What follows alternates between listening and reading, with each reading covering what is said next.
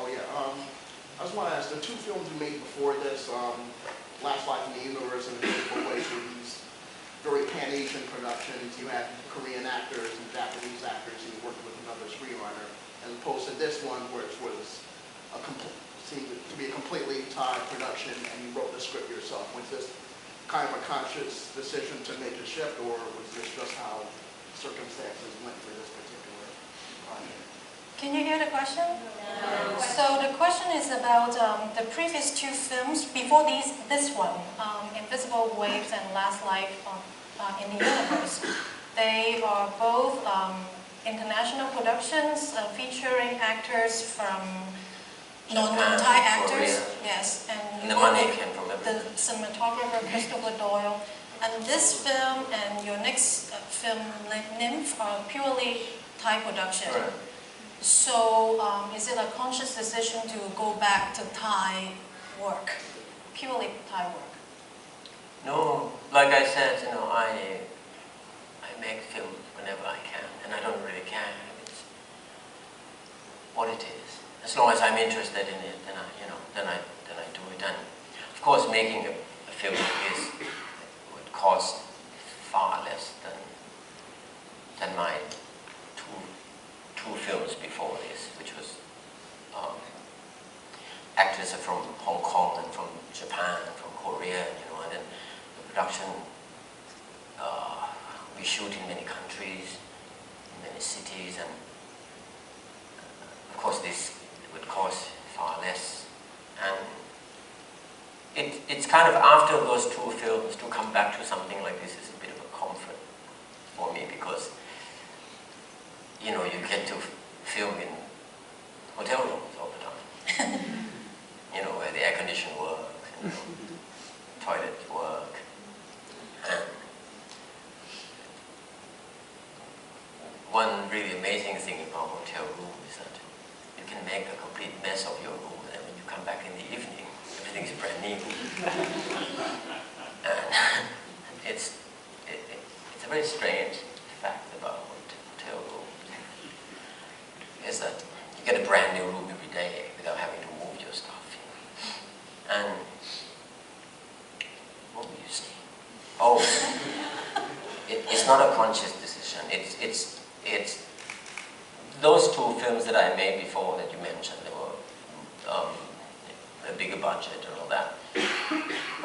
I just had an opportunity to do them, and so I went for it. And then after that, it's quite exhausting shooting those films, because there's so many elements that are so out of your control. You're shooting in Macau and you don't know the rules and the laws of the streets, and then you go to Hong Kong. The actor turned up, quite famous actor turned up, and then he was supposed to be a monk, and we found out on the shoot that we couldn't shave him, because he has a TV series where he cannot be shaved. So we decided the monk got hit in the head, so we put the band-aid around his head and put blood in it. And it was a gangster film anyway, so it was okay.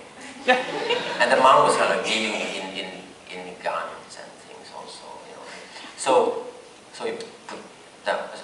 So it was quite exhausting, shooting those two films. And then, I have Christopher Doyle, to deal with, I have to direct actors, then I have to direct Chris. But he shot the film, those two films, very, very beautifully, yeah, but Chris is a very emotional person, so you have to kind of he's another actor on the set, So I think I actually read somewhere in an interview that he said it was an advantage that you were in an unfamiliar place, so that he could just take charge, take over. Right. But no, we quarrel every day, on the shoot, which is a nice kind of quarrel. Like we didn't hit each other or anything, but it's kind of like he taught me something and I taught him something out of it. So it was good. And so to come back to this is more controllable for me, and it was kind of like nice film to shoot. And do you find that you have more freedom doing purely Thai productions? No, I have as much freedom doing international production as I do, and I have as much limitation as, you know, so you still have producers, you know, you still have investors who deal with, you know, all that. But then again, this kind of films, because nobody understood the script anyway, so you kind of have freedom, because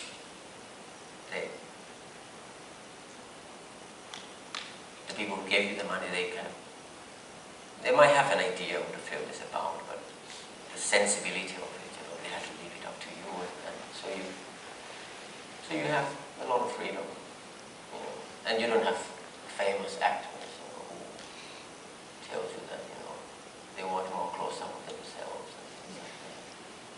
So, and on my production, I think all the people, including the actors and the crew, we work like family. You know, we help each other, you know, do things, and we don't take advantage of each other. And I mean, we would stop filming if somebody gets sick, you know. So it's like and we have to have good food on the set, you know. And things like that, you know, to help people getting through this kind of thing, because we don't pay them a lot, you know. And so I think, in that sense, everybody would, in that atmosphere, I think everybody would try to do everything you ask of them. So. Another question? Yes, over there. Can you speak to the way in which the emerging during the economic recession in Thailand influenced the stories you came to and the style you adopted? I think Can you say the way the economic crisis influenced the stories you came to, like in '69 and Transistor, and the style you adopt for them? Right. So the question is about the economic crisis in the late 90s, how that influenced the director's work? Yeah, his early works. Well, in '69 is one of my earlier films. You know. It's not a porn. It just sounds like. It's a It's just fantastic the name. film. Just the name. It's a drama. That was made during we had a big recession in fact in Asia, but Thailand started it, and we're not proud of it. We did start it. It started from us, and it just kind of spread all over Asia. I don't remember the year. 1997. Yeah, something like that. And so you're talking about those films. So yes, I use that as a backdrop of the story, you know. But as opposed to this one, has nothing to do with. At least it's not in my. I'm not conscious of it when I make this, you know, that the economy or the politics has anything to do with it. In fact, this story was inspired by my relatives who lived in America. They owned a restaurant, and they came home to a funeral. So it's exactly like this. So they came. I met them in the funeral of my uncle, and I talked to them. And then after the funeral, I said, "Yo, I can drop you at home, you know, because we go in the same way." And they said, "No, we're staying in a hotel." So I thought it was kind of funny, you know, that you come back to your own country and you have to stay in a hotel. So I thought it was funny, so I wrote a script about it. So it started with that. I told you it was supposed to be a comedy. Yes? Hi, I have a question. I want to introduce myself. My name is William Owens, and I have written about your work in an academic setting out on a chapter for a forthcoming book on Thai cinema. And I was wondering, particularly about Ploy, how it sort of takes place in this kind of industrialized environment.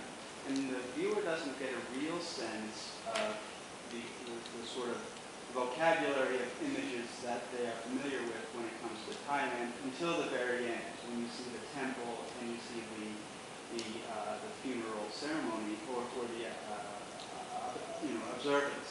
I was wondering if you could talk a little bit about how you have used in your films these kinds of more industrialized or technological sort of images as a way of displacing our expectations of Thailand and images from Thailand.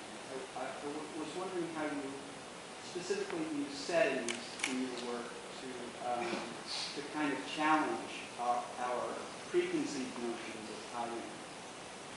Okay, it's always very hard to repeat an academic question. I'm going to try that. This viewer has done some academic writings on Thai cinema, and he is about to have a chapter on Thai cinema in the book. And he's interested in Ploy and some of Pen-Ek's other films, and